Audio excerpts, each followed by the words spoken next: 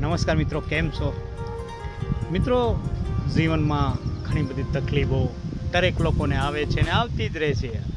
મેં ઘણા મિત્રોને પૂછ્યું યાર કે યાર જિંદગી યાર વ્યવસ્થિત જીવો યાર, કમસે કમ કપડાં વ્યવસ્થિત પહેરો.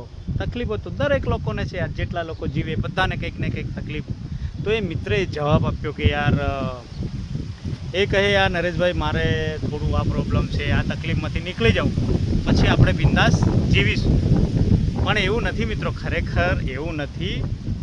તમે આજે સમજી લો કે કંઈક તમને પ્રોબ્લેમ છે તો તમે એવું વિચારશો કે યાર થોડો સમય મહેનત કરી લઉં, 1 વર્ષ 2 વર્ષ 5 વર્ષ પછી આપણે એન્જોય કરીશું, પછી સારા કપડાં સારી ગાડી લાવીશું, ફરીશું. પણ એવું નથી યાર, આપણે એ તકલીફમાંથી દૂર નીકળીએ એટલે બીજી તકલીફ આવી જવાની છે. કંઈક તો તકલીફ આવવાની છે યાર. તમે ક્યારે પણ જીવન જીવશો ત્યાં સુધી 100% તમને તમારી પાસે પૈસો છે, તમારા પાસે ગાડી છે, તમારા પાસે બધું જ એક સાથે છે ને દોસ્તો, એવું ક્યારે નહીં બને. અને એવું ક્યારે બનશે બધું જ તમારા સાથે છે, સમજો કે તમારું જીવન ત્યારે નહીં રહે, તમારો સમય લગભગ પૂરો થઈ ગયો છે. ત્યારે પછી તમારી પાસે ગાડી હશે, બંગલા હશે, પૈસો, ધન દોલત, બેંક બેલેન્સ બધું જ હશે, પણ ત્યારે તમારું જીવન નહીં રહે તો પણ એ જીવન પણ શું કામનું મિત્રો? મિત્રો, મેં ઘણા એવા ભાઈબંધોને હું પૂછું છું કે યાર તું કેપેબલ છે ભાઈ, 4 વ્હીલર લાવ, મસ્ત રહે, બિંદાસ જીવન જીવી લે યાર. તો કહે છે યાર મારે હજુ, કોઈ કહે છે મારે યાર છોકરાના લગ્ન કરવા છે, કોઈ કહે છે મારે મકાન બનાવવું છે, એના પછી એ લાવીશું, પછી એન્જોય કરીશું. પછી એ કરે તો બીજી જરૂરિયાત આવી જાય. કોઈ મિત્રને હું કહું કે યાર મિત્ર મકાન બનાવી લે યાર, તારા પાસે અત્યારે છે મકાન બનાવે, તો કે યાર હજી વાર છે, હજી મારે યાર આ બાકી છે, તે બાકી છે, બધા બહાના બતાવે છે. બહાના એટલે ખરેખર હોય છે દોસ્તો, બહાના નથી બતાવતા લોકો, પણ ખરેખર.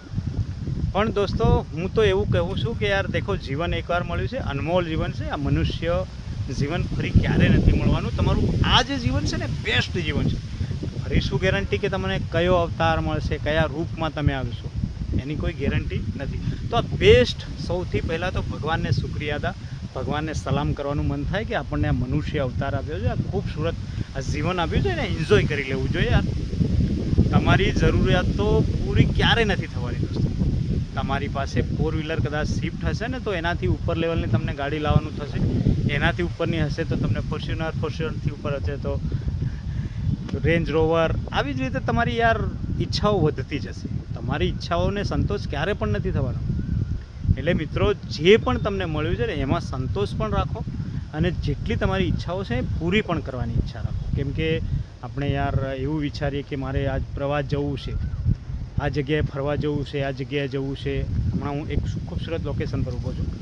તો ક્યારેક તમે જોતા હશો મારા બ્લોગ કે હું ઘણી વખત દોસ્તો ડાકોર જાઉં છું, દ્વારકા જાઉં છું, અંબાજી જાઉં છું, બધી જ જગ્યાએ ફરું છું. કેમ કે મને ખબર છે, હું જાણું છું કે યાર આ મનુષ્ય અવતાર ફરી મળવાનો નથી. સમયની રાહ જોશું તો સમય આપણા હાથમાંથી જતો રહેશે, ને સમય જ્યારે આવશે ત્યારે ઉંમર જતી રહેશે. એટલે બધું એક સાથે શક્ય નથી. એટલે અત્યારની ઈચ્છાઓ છે, અત્યારે આપણું મન જે કહી રહ્યું છે, જે ખાવું છે, જ્યાં ફરવું છે ત્યાં ફરી લેવું જોઈએ ખરેખર.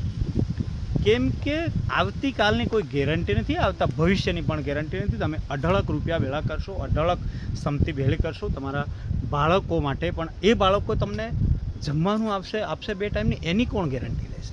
એની શું ગેરંટી છે? ઘણા બધા વૃદ્ધાશ્રમમાં આપણે જોયા છે, વૃદ્ધાશ્રમો ફૂલ થતી જઈ રહી છે. એ ધન દોલત સંપત્તિ બધા જ લોકો એવા લોકો છે. બધા લોકો ગરીબ કે બધા લોકોને જમવાનું નથી મળતું એવું નથી મિત્રો.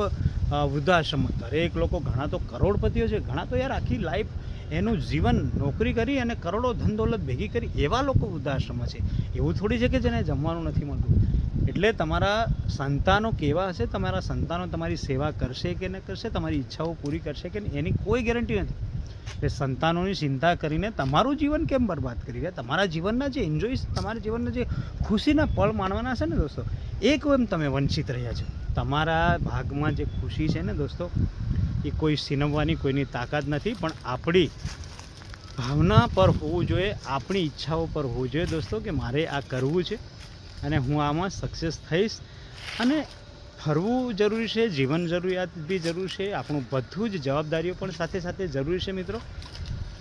પણ તમે માત્ર ને માત્ર તમારા બાળકોને લઈને ચિંતા કરો છો યા બીજી કોઈ બાહ્ય કારણથી લઈને ચિંતા કરો છો, આ થઈ જશે એના પછી આપણે આ કરીશું, આ થઈ જશે તો આ ખુશીઓ કરીશું, એ બધા દિવસો જોવા રહ્યું કોણ? મારું તો એટલું કહેવાનું છે કે એ બધા દિવસો જોવા કદાચ આપણે નહીં રહ્યા તો આપણે ક્યાં ફરીશું યાર, શું કરીશું યાર? એક મનુષ્ય અવતાર એકના એક વાર તો મળ્યો છે યાર, એને એન્જોય કરી લો, જીવી લો, તમારું મન ફાવે ત્યાં ફરી લો, મન ફાવે ત્યાં ખાઈ લો, જે ખાવાની ઈચ્છા થાય તે ખાઈ લો, સાથે સાથે જવાબદારીઓ પણ ઉઠાવો દોસ્તો. પણ એક સાથે મેં અત્યારે તમને કીધું એમ એક સાથે દેખો બધું જ એક સાથે નથી મળવાનું, કંઈક ને કંઈક પ્રોબ્લેમ રહેવાની. આ પ્રોબ્લેમ સોલ્વ કરશો તો બીજી કંઈક પ્રોબ્લેમ આવીને ઊભી રહેશે, એ પ્રોબ્લેમ સોલ્વ કરશો તો બીજી કંઈક પ્રોબ્લેમ, કંઈક ને કંઈક પ્રોબ્લેમ તો ચાલ્યા જ કરવાની છે જીવનમાં, એ પ્રોબ્લેમનો સોલ્વ થવાનો જ નથી દોસ્તો. એટલે અને પ્રોબ્લેમનો બધા જ સોલ્વ થઈ જાય ને તો જીવન આપણું ઉંમર પૂરી થઈ જશે, પછી ફરીને બી કોઈ મતલબ નથી, ફરીને પણ કોઈ ખુશી ના મળે, કોઈ મજા ના આવે દોસ્તો. એટલે આ ઉંમર છે યાર મિત્રો, એન્જોય કરો, ફરો, તમારું મન ફાવે ત્યાં ફરો, બધું થશે. આપણે આપણા મનને ખુશ રાખીશું, આપણે ખુશ રહીશું, આપણી ઈચ્છાઓ જે છે એ પૂરી કરીશું તો આપણું જીવન પણ ખૂબ સારું જીવશું ને આપણે જીવન જીવી ગયા એનો અફસોસ પણ નહીં રહે દોસ્તો. એટલે આ ખૂબસૂરત લાઈફને એન્જોય કરો યાર દોસ્તો.